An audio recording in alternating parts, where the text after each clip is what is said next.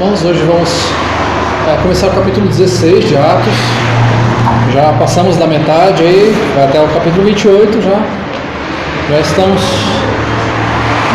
em Atos capítulo 16, vamos ver até o versículo 5 hoje. Semana passada vimos a desavença entre Paulo e Barnabé.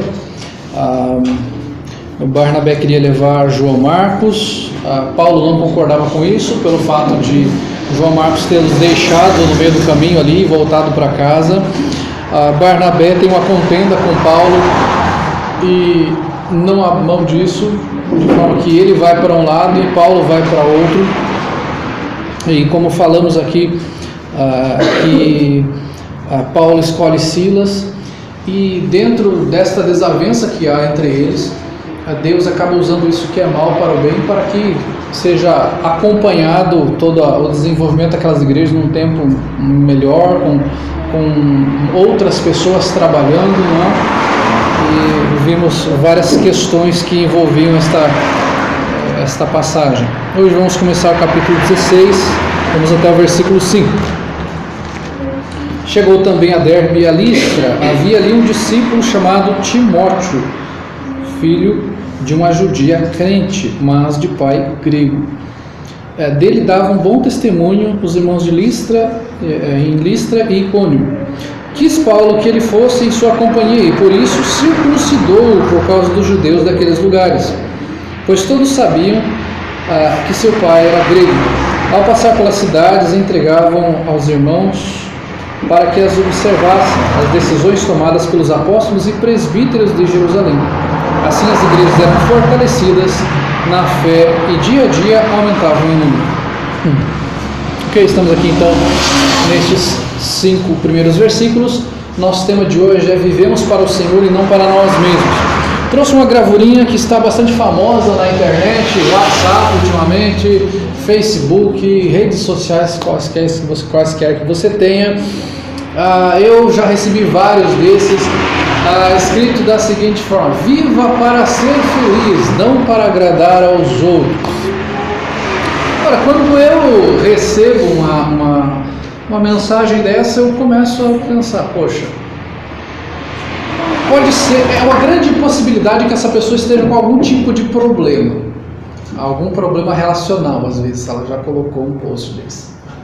E em segundo lugar, me entra na cabeça algo mais. Eu fico pensando, em que mundo esta pessoa vive? Se você já enviou este post, não fique chateado comigo, mas eu vou perguntar para você. Em que mundo você vive mandando um post como esse? Viva para ser feliz, não para agradar aos outros. Este post, ele vem carregado de egoísmo, carregado de coisas que você fala, eu vou viver para mim mesmo, eu não me importo com os outros. Isso é uma falácia total.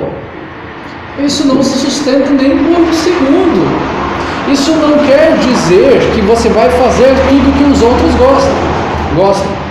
Claro que não. Mas você dizer que você vai viver feliz não para agradar aos outros, você está mentindo. Vou te dar alguns exemplos. Quando uma criança, ela leva uma tarefa para a escola, leva um bilhetinho para a escola, e ela leva uma florzinha para a professora. Ela quer agradar a professora. Ela não necessariamente está levando porque ela quer agradar a si própria, ela quer agradar uma pessoa. Quando um pai dá um presente para um filho, ele está procurando agradar ao seu filho. Quando um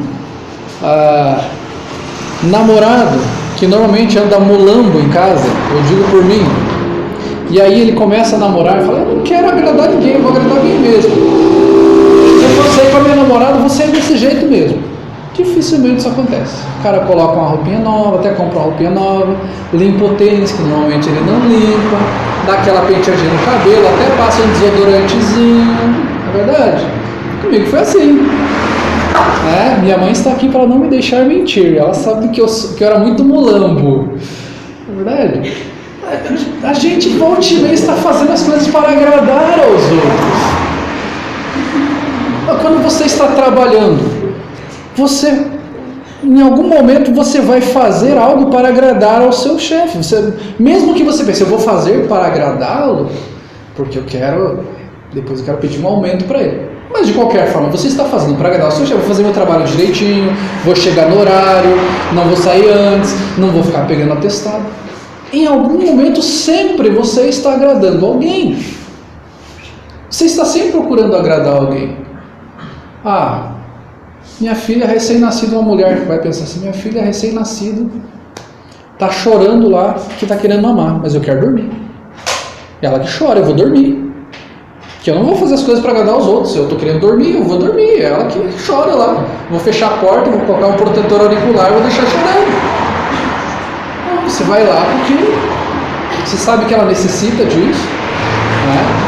E a mulher sente aquele prazer de ser mãe, de que ela pode suprir a criança, e aquela criança quando mama vai ficar com aquela carinha assim de sono novamente, a mãe pega no colo, dá aquele tapinha assim, coloca no berço e a criança dorme. Às vezes não, mas normalmente dorme.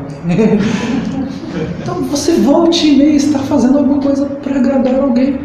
Então a questão aqui não é viver para agradar aos outros.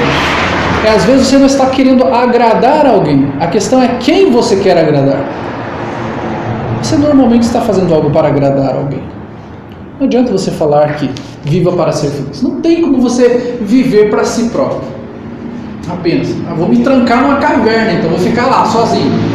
Vou ficar numa caverna onde tem Wi-Fi, Netflix, onde o meu computador esteja lá e onde eu posso fazer a minha comida, beleza.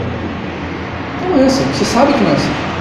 Nós somos pessoas que convivemos uns com os outros, temos relacionamento uns com os outros e volta e meia nós estamos procurando agradar pessoas. Está ali passando uma pessoa na travessia elevada, deixa a pessoa passar. Eu vou passar por cima dela, eu estou com pressa. Você não pode viver só para si. Viveremos num mundo insustentável. O ser humano ele é pecador e ele já faz muito mal. Você imagina se Deus tirasse isso do nosso coração e a gente vivesse só para nós mesmos no sentido mais extremo. Não existiríamos mais. Então esse tipo de afirmação não se sustenta. Por que eu estou trazendo esta questão? Porque o texto aqui vai nos falar de uma situação bastante curiosa. Paulo, os discípulos anteriormente já estavam falando sobre o grande problema que existia de alguns judeus terem chegado até eles e falado que era necessário, além de crer em Cristo, era necessário que os cristãos deveriam ser circuncidados para que fossem salvos. Se reúne aquele concílio em Jerusalém para decidir acerca dessa questão e eles compreendem que isso é um jugo que as pessoas não deveriam levar, que o crente ele era salvo por meio da fé, da graça em Cristo Jesus. O capítulo 15, versículos 10 em diante ali, ele vai falar agora, pois por que tentais a Deus pondo sobre a serviço dos discípulos um jugo que nem nossos pais puderam suportar, nem nós? Mas cremos que fomos salvos pela graça do Senhor Jesus, como também aqueles o foram. Eles falam, não é a circuncisão não salva, não é necessário se circuncidar para a salvação. Então fala, pronto, decidimos algumas questões aqui, carnes sufocadas, sangue, relações sexuais ilícitas, isso não pode, mas não tem nada a ver, circuncisão não traz salvação para ninguém, a circuncisão é um símbolo. Mas aqui nós chegamos e Paulo, ele vai lá e circuncida Timóteo, fala que ele chega em Derbe, Listra, e aí há um discípulo chamado Timóteo naquela cidade, e fala que ele era filho de uma judia, crente, mas de pai grego. Havia uma situação diferente ali, porque a mãe dele era judia e o pai dele era grego. A lei de Deus não permitia que judeus se casassem com outros povos. Ele já havia um problema de uma mulher em julgo desigual com um homem de outra nação, provavelmente um homem pagão, um homem não crente. Mas ela era judia, e essa informação é importante. Se ela era judia, ele, desde o 8º dia do seu nascimento, ele deveria ter sido circuncidado. A circuncisão, ela não trazia salvação, era o símbolo de que eles pertenciam à aliança com Deus. O que os judeus estavam querendo falar aqui é que a circuncisão era necessária para a salvação. E o que acontece aqui então? Paulo chega até Timóteo. Paulo vê que este homem tem bom testemunho. Mas quem era Timóteo? Olha só, desconfigurou meus tópicos ali, não tem problema. Alguém sabe mandarim, coreano, alguma coisa? Acho que não está escrito nenhuma besteira. Quem era Timóteo? Timóteo era filho de uma judia, crente de um pai grego, como nós vemos no versículo 2. Ele futuramente pastorearia a igreja de Éfeso.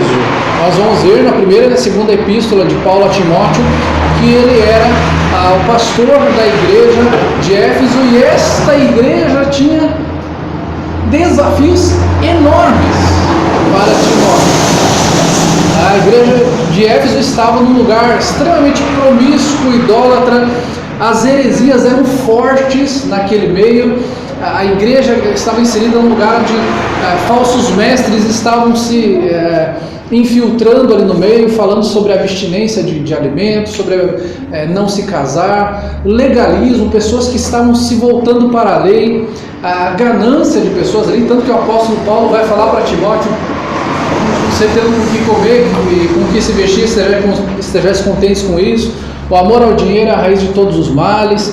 Nós vemos ali o apóstolo Paulo orientando o jovem Timóteo ainda naquela época, falando sobre a questão da autoridade, falando para Timóteo: ninguém te despreze pelo fato de você ser jovem. Havia algumas pessoas que estavam tentando desprezar a autoridade de Timóteo como pastor pelo fato de ele ser um jovem pastor ainda.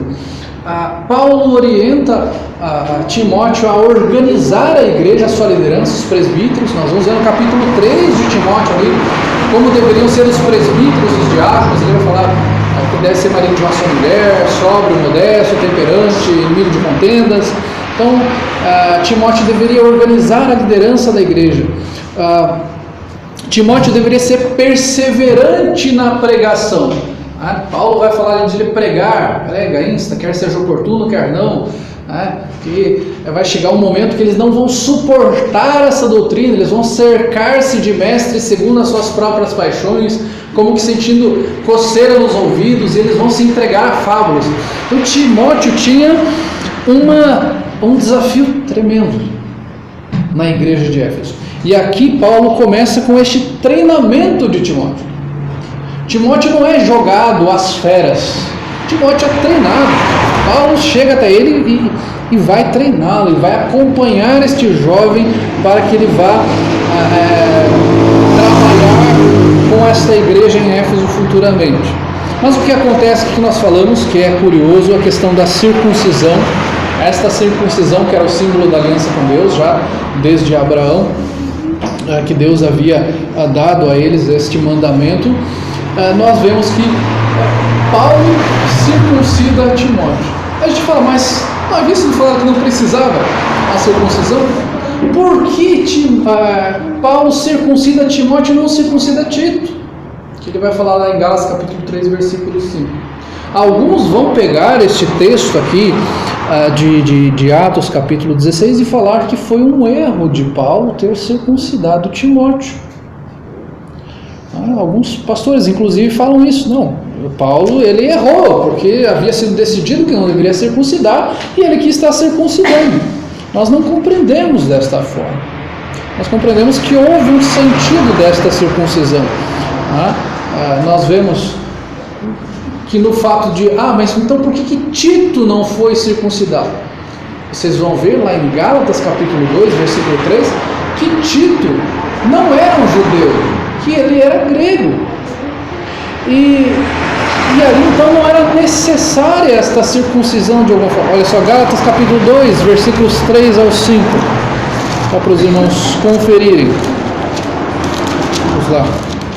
Gálatas capítulo 2, versículos 3 ao 5. O texto lá diz assim: contudo, nem mesmo Tito, que estava comigo sendo grego, foi constrangido a circuncidar-se, e isto por causa dos falsos irmãos que se entremeteram com o fim de espreitar a nossa liberdade que temos em Cristo Jesus e reduzir-nos à escravidão, os quais nem ainda por uma hora nos submetemos, para que a verdade do Evangelho permanecesse entre vós.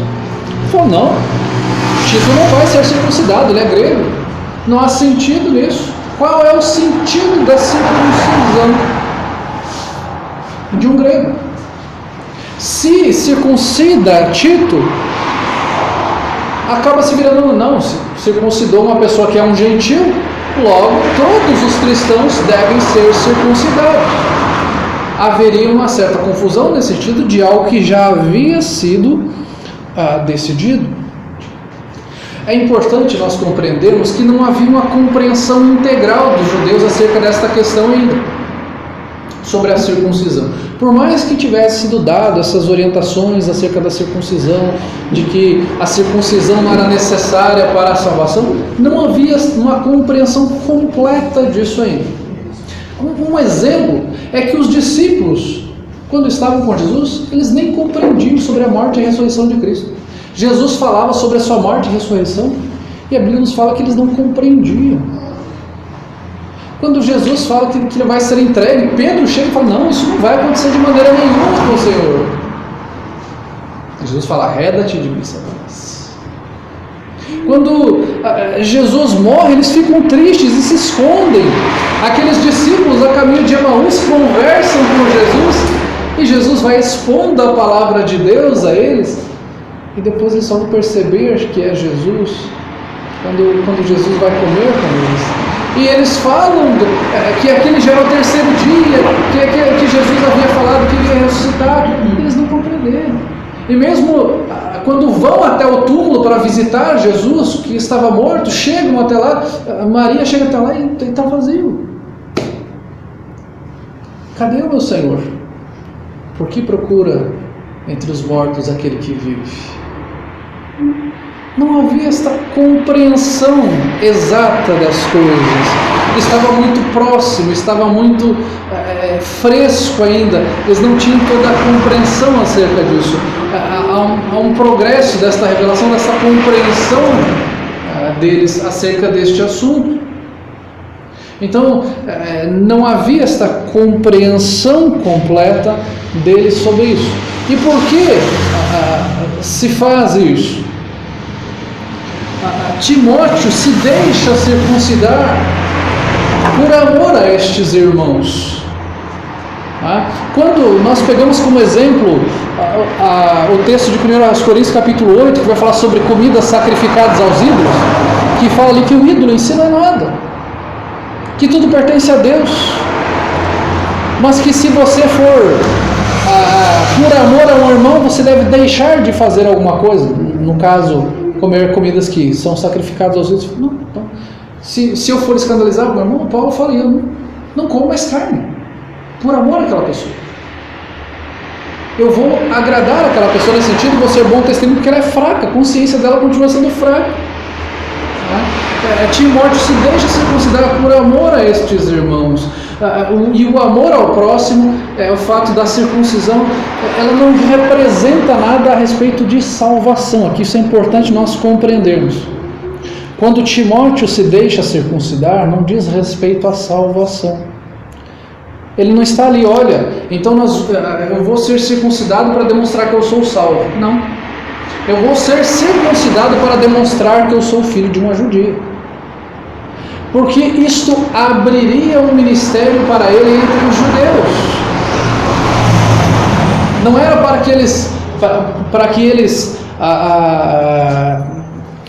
entendessem que era uma necessidade para a salvação, mas era para que eles não vissem como uma barreira. Como assim? Ele é um judeu e não é circuncidado? Havia esta barreira. Um judeu deve ser circuncidado. Por mais que haja essa decisão, não, circuncisão não salva, ok, compreendemos isso, mas como? Ele não é circuncidado? Se ele é judeu, como não é circuncidado? Então, para esta comprovação de que ele é um judeu, circuncida. O texto de 1 Coríntios, capítulo 9, versículo 20, depois Gálatas. 1 Coríntios, capítulo 9, versículo 20.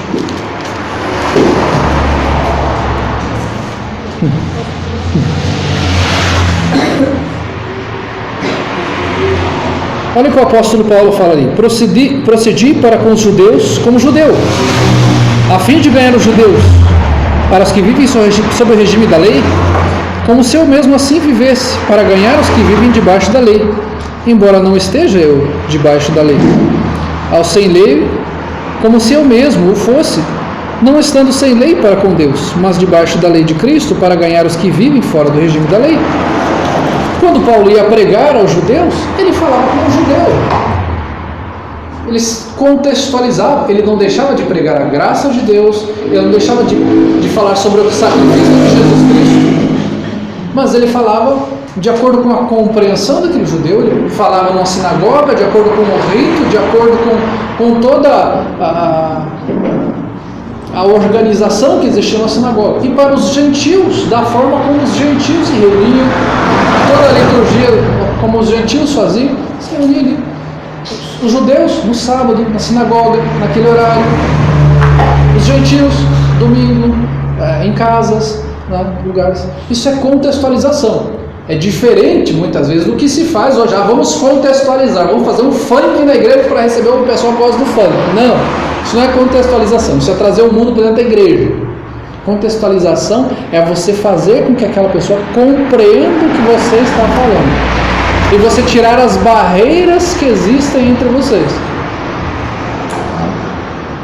Então, a circuncisão, o fato de ele não ser circuncidado e ser de mãe judia, era uma barreira. Ele é judeu, não é circuncidado, não vamos ouvi-lo.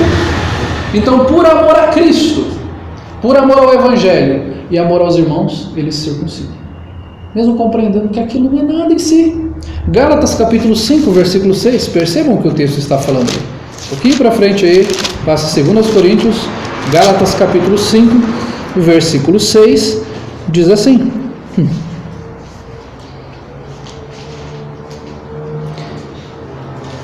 E aqui está falando a pessoas que estavam querendo se voltar para o judaísmo, em pessoas que estavam sendo enfeitiçadas. Paulo fala aos Gálatas como se eles fossem insensatos, lá no capítulo 3.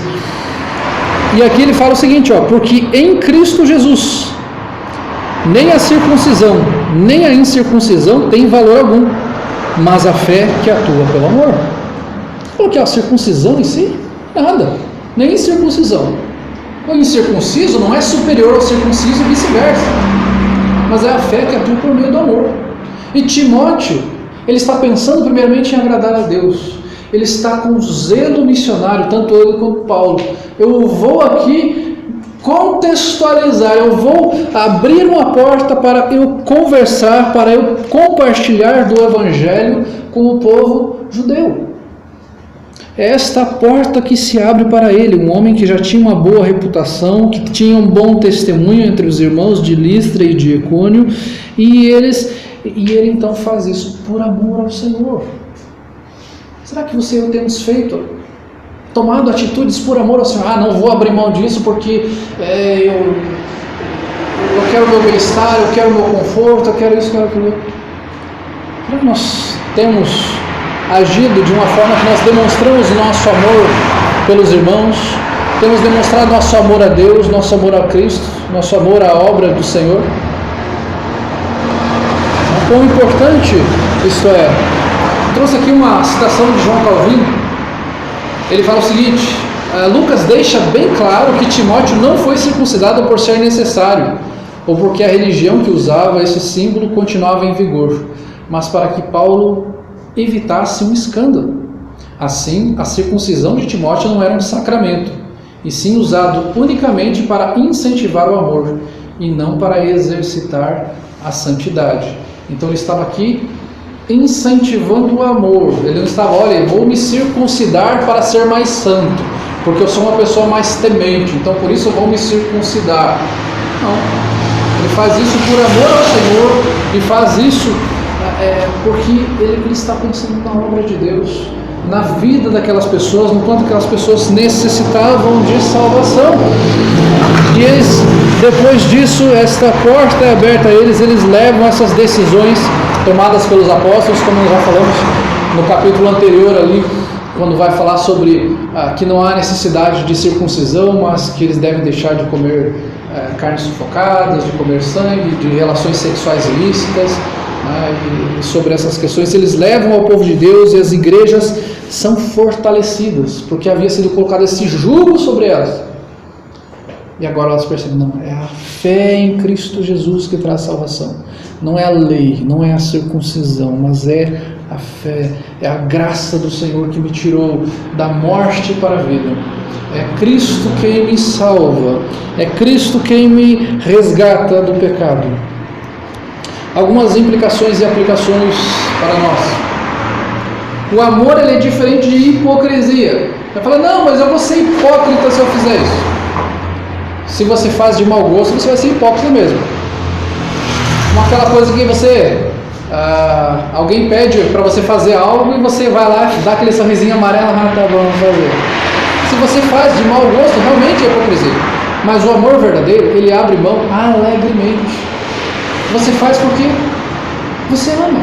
Porque você ama a Deus o suficiente para compreender que aquilo que você supostamente está perdendo é muito menor do que aquilo que você vai ganhar, que é o bom testemunho, que é a salvação de uma pessoa, que é você demonstrar seu amor a Deus, demonstrar o amor ao próximo. Então a hipocrisia é algo que você faz apenas para aparecer. Era o que os fariseus faziam. Eles iam lá fazer os jejuns deles, eles ficavam com aquela cara de estou um dia sem comer, estou com fome, olha minha cara, olha meu cabelo, todo desgadeiado. Eles iam orar nas praças, erguiam os braços e falavam alto para agradar as pessoas e mostrar que eles eram espirituais. E o Senhor fala, vocês deveriam entrar no quarto de vocês e orar em secreto, e o Senhor em secreto vos recompensará. E o tilintar das moedas que eles davam nas ofertas deles lá, para mostrar o quanto eles tinham dado, para agradar as pessoas. Nós estamos aqui para agradarmos a Deus. O que eles faziam era hipocrisia. Eles amavam só de boca, não de coração. Deveriam fazer de bom grado, de bom gosto. O que eu faço de coração. O que eu faço por amor. O que eu faço, usando uma ilustração bem pequena aqui, quando a minha esposa quer assistir um filme meloso e eu quero assistir aquele filme que tem tiro, que tem bomba, que tem o cara pulando de um prédio para o outro, eu assisto por amor a ela, porque a companhia dela me faz bem. Não porque, tá bom, vamos assistir. Que bom que ela está gostando, que bom que ela está se sentindo bem, que bom que ela está gostando desse filme meloso, que tem aquele romancezinho, água com açúcar. Tá bom, então, né, vamos assistir. Eu acabo dormindo em muitos deles, mas estão prazerosamente.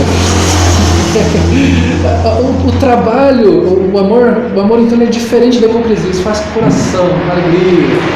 O trabalho missionário e evangelístico necessita de desprendimento em muitas questões. Como seminarista e agora como pastor já há alguns anos, é importante a gente ter desprendimento de algumas coisas, é importante a gente entender que a gente deve abrir mão de outras questões. De questões, desde questões pequenas até questões grandes. É importante a gente compreender isso. Você pega uma pessoa, ela tem a forma de ela comer na casa dela. O que ela come, o que ela deixa de comer. Por amor àquela pessoa, você vai comer aquilo. Se você recebe aquela pessoa na sua casa, vamos dizer, aquela pessoa ela não consegue comer carne de porco porque não gosta, por algum motivo, e você não vai fazer um pernil lá para ela. Você se desprende, não, vou fazer outra coisa. Ou eu vou levar minha mãe lá em casa e fazer uma peixada caprichada. Eu sei que minha mãe odeia isso. Então, por amor a uma pessoa, que você vai ser um bom testemunho cristão, e você precisa falar de Jesus para ela, e você sabe que ela odeia peixe, e você vai falar, mas eu vou fazer bem caprichado, ele vai ser temperadinho. São coisas pequenas. Mas o missionário ele vai para o campo missionário, e as mulheres, dependendo do país que elas vão, elas têm que usar todo aquele véu, tem que usar uma burca, mas ela não gosta, poxa, mas é calor, eu queria usar uma calça, um vestido. Você está, se você for com a roupa que você quer, você vai ser considerado uma prostituta. Você acha que você vai conseguir ser bom testemunho naquele lugar? Não, você vai abrir mão daquela roupa que você usaria aqui, você vai usar a roupa que eles usam lá para alcançar aquelas pessoas. E mesmo os homens, as roupas específicas deles lá, você vai usar por amor àquelas pessoas, porque se você chegar lá e usar uma roupa qualquer que está fora da cultura deles, você já criou uma barreira. Você vai chegar num país lá onde eles não comem certos tipos de carne, não comem certos tipos de refeições, e você vai comer na frente daquelas pessoas. Você não vai conseguir dar testemunho para aquelas pessoas. Você, por amor àquelas pessoas, vai deixar de comer naquele dia. Você não vai fazer nada que seja pecaminoso, mas você vai deixar de fazer coisas para ser um bom testemunho para aquelas pessoas, para que você possa ter a abertura para falar do Evangelho para aquelas pessoas. Você vai aderir aos costumes deles, que não pecaminosos. Você vai deixar de fazer coisas no nosso país, que naquele país é escandaloso, por amor àquelas pessoas, para que você não crie um muro entre vocês. Eu vou chegar lá, eu vou ser eu, não vou querer agradar ninguém. Olha só, estou sendo perseguido por amor ao Evangelho. Não, você está sendo perseguido porque você não tem entendimento, porque você é insensato, porque você não ama as pessoas, porque você não compreendeu a cultura daquela pessoa, e que se você for contra a cultura dela, você já está criando essa barreira e ela não vai querer nada de você. Então, por amor àquela pessoa, você vai abrir mão e você vai viver de acordo. Quando nós vemos em Daniel que ele aprendeu sobre toda a cultura dos babilônios, sobre tudo, a forma como eles viviam, sobre todas as questões ali. Ele não se deixou levar pelos ídolos, ele não se deixou levar pela idolatria, ele não orou como se o rei fosse um Deus, mas ele conhecia, ele sabia as coisas que ele poderia fazer ali. Agora, quando foi imposto algo que era contrário à vontade de Deus, ele falou, não vou deixar de orar. Quando foi colocado a Sadraque, Mesaque e Abdenego para se dobrarem diante da estátua de Nabucodonosor, não se dobraram. É isso que nós estamos falando, entendimento. Se algo é pecaminoso, vou me colocar contra. Mas se é algo que vai abrir as portas ao Evangelho, farei. Timóteo faz isso. Circuncidar é algo pecaminoso? Em si não. A circuncisão é pecado se a circuncisão fosse levada em conta como se ela fosse uma necessária para a salvação. Ele faz por amor aos irmãos, porque ele é judeu. Então temos que compreender esta dinâmica da igreja, esse trabalho missionário. Nós temos que compreender que a igreja ela é dinâmica e precisa de treinamento. Paulo aqui está treinando Timóteo para a obra do Senhor e como ele deve crescer, ver os desafios. A igreja é dinâmica, ela precisa de treinamento. Nós precisamos, como irmãos, crescer na palavra de Deus, para que nós possamos levar a palavra de Deus para outras pessoas. Nós precisamos passar pelas dificuldades do dia a dia, nós precisamos compreender que precisamos nos desprender de algumas coisas para podermos alcançar pessoas. Abrirmos mão de algo que às vezes pode ser precioso para nós, por amor às pessoas que não creem em Cristo, por amor ao Evangelho, por amor ao Senhor. A igreja precisa deste conhecimento. A igreja não pertence a um grupo, a um pastor, ela pertence a Cristo, que é o cabeça. Você imagina se Paulo, quando nasceu, tem uma primazia como apóstolo aqui. Não vou treinar Timóteo. Vai que de repente ele se destaca e toma o meu lugar. Gente, eu tenho ouvido cada vez mais, isso não é de hoje, de pastores, líderes da igreja que sequer tiram férias porque eles têm medo de sair da igreja e os outros líderes da igreja pregarem melhor do que ele, acompanharem as pessoas melhor do que ele e as pessoas gostarem mais do outro líder do que dele. Nós precisamos compreender que a igreja precisa de líderes. A igreja não pertence a um pastor. Não vamos colocar a foto do pastor ali fora, só se for para espantar mosquito. Não, a igreja não é do pastor. A igreja não pertence a um homem, a igreja é do Senhor Jesus. E como ela pertence ao Senhor Jesus, nós sabemos que na igreja precisa de uma liderança para que esta liderança decida sobre as questões doutrinárias da igreja, sobre o rumo que esta igreja deve tomar de acordo com a palavra de Deus. Então a importância de se ter líderes para que um confronte o outro, para que um cuide do outro, para que um cresça com o outro. Não para que haja uma divisão na igreja, porque aquele prega melhor, eu vou quando aquele pastor pregar, mas quando aquele outro pregar, eu não vou. A igreja precisa de líderes, a igreja precisa ser conduzida por pessoas, por homens piedosos no Senhor, não para ver uma fogueira de verdades.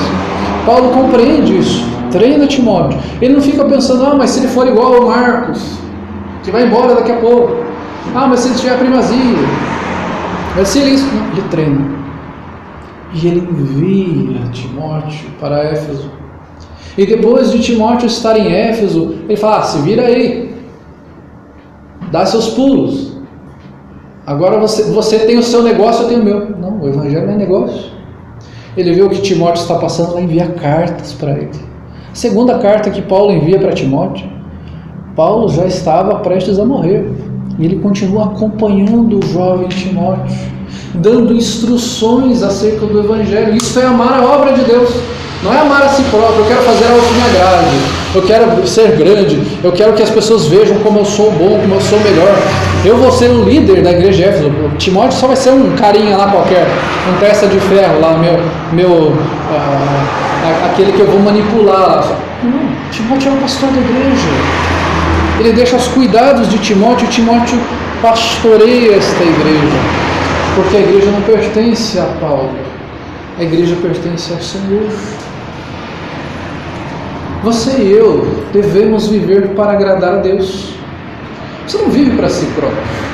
Se você vive para si próprio, sinto lhe dizer, você está em pecado.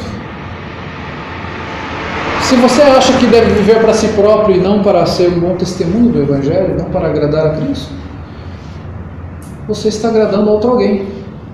E este alguém é Satanás. Se você não agrada a Deus, você agrada ao diabo. Eu vou viver para mim mesmo. Não, você não está vivendo para si mesmo, você está vivendo para o diabo. Você está vivendo segundo o príncipe da potestade do ar, que atua nos filhos da desobediência. Isto é, Satanás. Ele é seu Senhor, você está vivendo para agradá-lo. Você sempre viverá para agradar alguém. Você sempre terá um Senhor. Quem é o seu Senhor? Ou é Deus, ou é o diabo. Ou é o Senhor Jesus, ou é o traidor, Satanás. Você e eu, como cristãos, vivemos para agradar a Deus. Romanos 11:36 vai falar, porque dele, por meio dele e para ele são todas as coisas, a ele pois a glória eternamente. Amém. Tudo é dele, tudo é por meio dele e tudo é para ele. Tudo que nós fazemos deve ser para a glória do Senhor. Viva para agradar a Deus. Se você está vivendo para si próprio, você está perdido em seu egoísmo. Você afundará cada vez mais no seu egoísmo e se afastará de Deus. Viva para agradar a Cristo, para alcançar pessoas para Cristo, para agradar ao Senhor com a sua vida de piedade, tendo um bom testemunho, como Timóteo tinha um bom testemunho dos irmãos de Listra e de Icônio. E viva para fortalecer pessoas, para que pessoas cresçam na palavra de Deus e conheçam o Evangelho do Senhor Jesus Cristo, para a glória de Deus.